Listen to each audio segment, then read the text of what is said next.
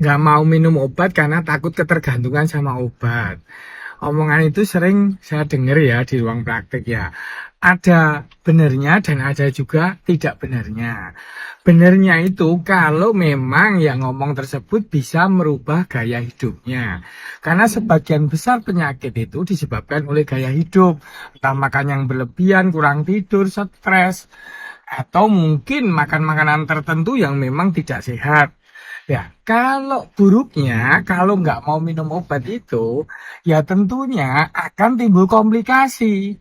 Ya, karena terjadinya penyakit itu bisa karena faktor sistem kekebalan tubuh kita tidak baik, usia kita menua, jadi tubuh kita on the day kita itu juga menua, tidak 100% prima seperti orang muda lagi, dan juga bisa karena faktor lingkungan. Misalnya ada infeksi, entah bakteri, virus, atau ada cuaca yang menyebabkan polusi, udara yang kotor, dan lain-lain kan. Terus berikutnya bilang, kan minum obat itu nggak ngobatin penyebabnya dok. Ya iya, ada benernya, tapi ada juga nggak benernya. Kalau namanya penyakit infeksi oleh bakteri, kalau orang minum antibiotik tentunya kan ngobatin sumbernya langsung. Karena penyebab penyakit tersebut dari bakteri yang masuk ke dalam tubuh kita. Jadi bakterinya bisa dikalahkan oleh antibiotik dan kita bisa sembuh. Demam kita bisa reda. Lain cerita kalau memang ini penyakit yang terkait dengan sindrom metabolik atau penyakit degeneratif karena penuaan ya. Kalau akibat penyakit gangguan metabolik itu kan sebenarnya gangguan itu menyangkut organ-organ di dalam tubuh kita, kinerja di dalam tubuh kita itu terganggu keseimbangannya.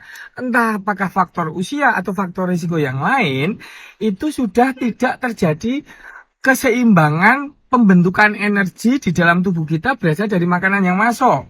Misalnya, simpelnya aja kita makan nasi.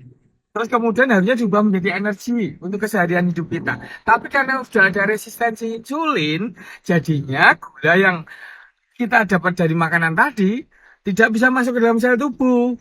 Ya akhirnya akan menumpuk di dalam aliran darah. Nah, kalau seperti itu bisa mengakibatkan banyak komplikasi. Nah, sementara itu pabrik pembuat insulinnya sudah terjadi gangguan atau kerusakan. Nah, sampai saat ini belum ditemukan bagaimana memperbaiki pankreas, organ pembuat insulin tadi. Nah, sementara ya obatnya ya mengendalikan kadar gula dengan salah satunya itu dengan obat. Ya sementara harus minum obat terus ya enggak apa-apa. Sampai ada perubahan pola hidup yang signifikan. Misalnya bisa bakar kalori, ngurangin gula, dan lain-lain. Kan seperti itu. Terus lagi yang terkait dengan penuaan. Kan saya sebutkan tadi organ tubuh kita tuh menua. Pembuluh darah kita menua. Pembuluh darah kita mengeras. Lah kalau sampai terjadi hipertensi ya kita harus minum obat darah tinggi. Karena kalau tidak minum obat hipertensi ya akan timbul komplikasi yang lain. Merusak organ yang lain dan juga akan timbul mungkin plak selang pembuluh darah dan akhirnya timbul pecah pembuluh darah. Jadi minum obat itu penting. Ya sebaiknya dengan pendampingan dokter. Asal tidak sembarangan minum obat.